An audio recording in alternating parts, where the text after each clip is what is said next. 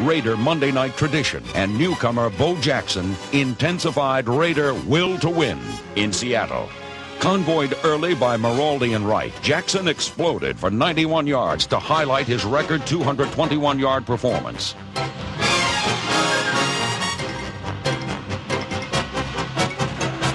a quick pitch to Jackson, getting an Allen block, cuts under it, bangs through Bosworth.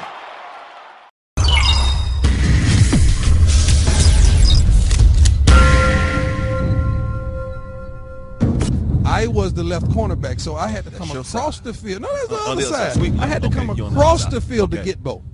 I went and got Bo. You went and got him? But when I got there, Bo... Oh, yeah. Oh, really? He did. Bo would dominate in football and baseball just the way he dominated in the late 80s. I want to tell you, that's about as embarrassing a thing as can happen to you as a defensive player. First pursued pro baseball instead of football after You college. just get used to that and you start pacing yourself.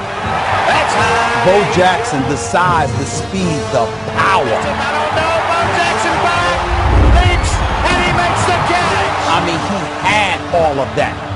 When you looked at Bo Jackson compete, there was something obvious about his greatness. City and can Denver stay with Bo Jackson. The answer is no.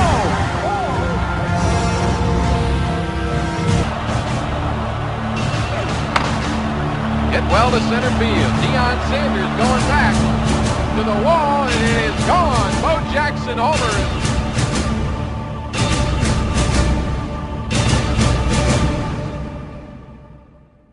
He was the first player to be an all-star in 2 major sports, won the 1985 Heisman Trophy, and then said, I'm going to play baseball. And as Bo Jackson comes up, we talked about Ozzie Smith, and you were in a Cardinal uniform. And Jackson wears baseball and football, and you did football. For Bo, with the size, I'm looking at the sheer size of this guy. You got 230, 40 pounds coming at you with the speed that he came at you. Living on the American League's top vote getter of 1989, Bo Jackson. So that Bo down there, that's a pretty interesting hobby he has for his vacation. When baseball ends and he winds up playing football.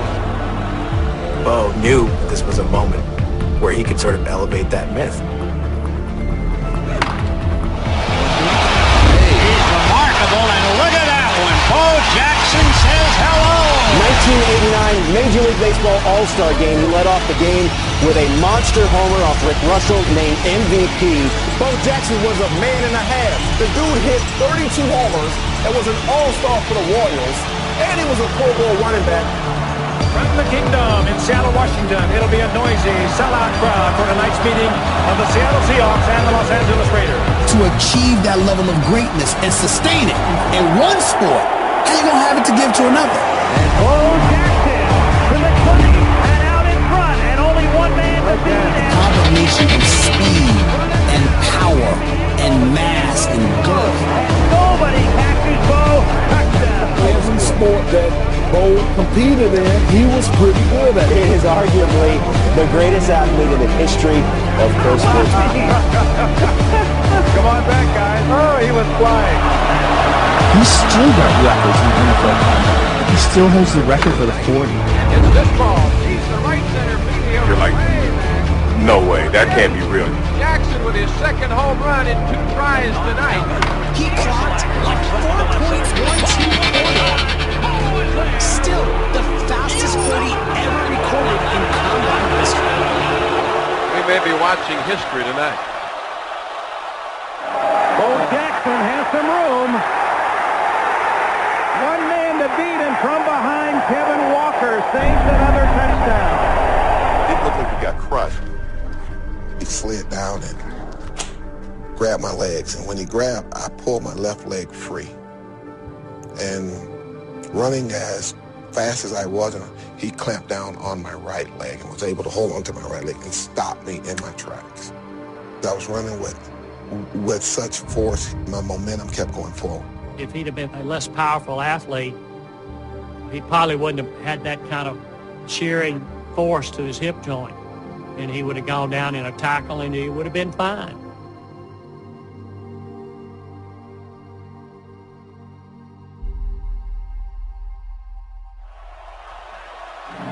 And Walker, as he made the tackle, had only the one leg to grab, and apparently Bo Jackson, shaken up a bit, has not gotten to his feet as yet.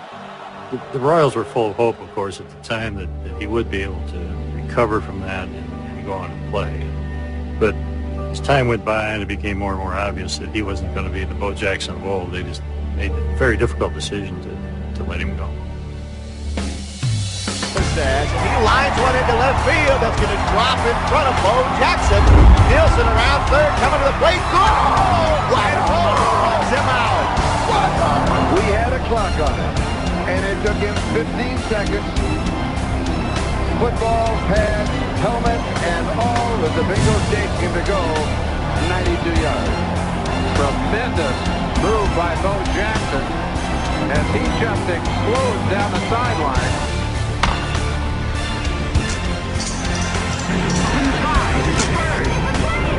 No, it's Super Bowl.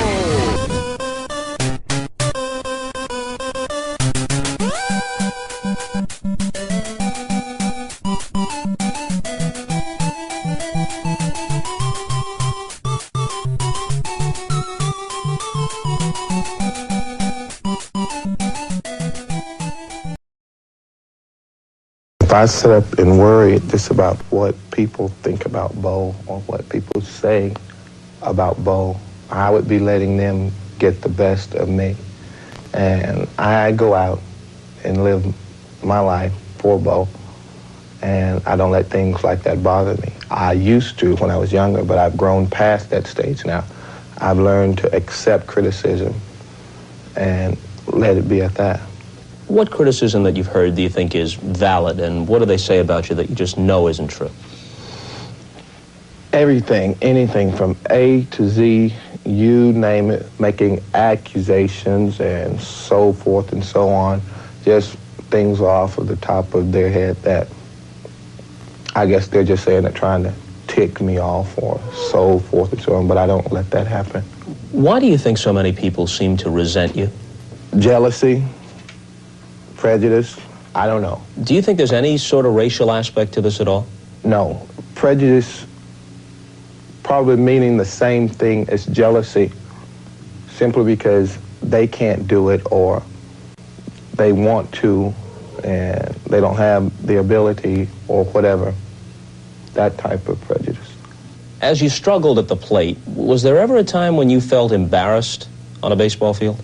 I've never been embarrassed on the baseball field because I know that there's millions of people that would like to be out there in my shoes.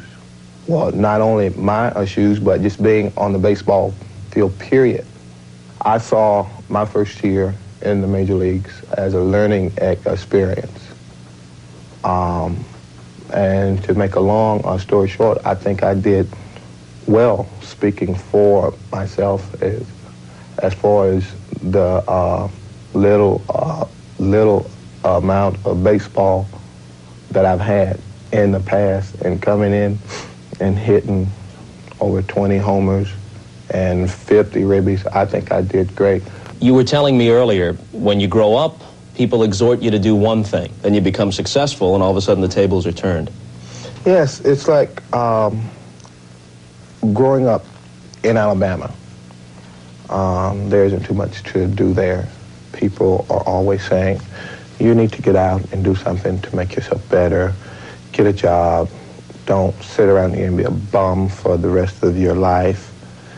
Get out and meet your nice girl, which I've done. I'm married to a beautiful doctor, name's Linda, and I have a beautiful son. He goes at the nickname Spud. And I've done that, and now people, they sit up and they criticize me because, well, he is up there on top and he's doing good, and now he don't have time for us. It's not that. My job and my family comes first, and it will always be that way.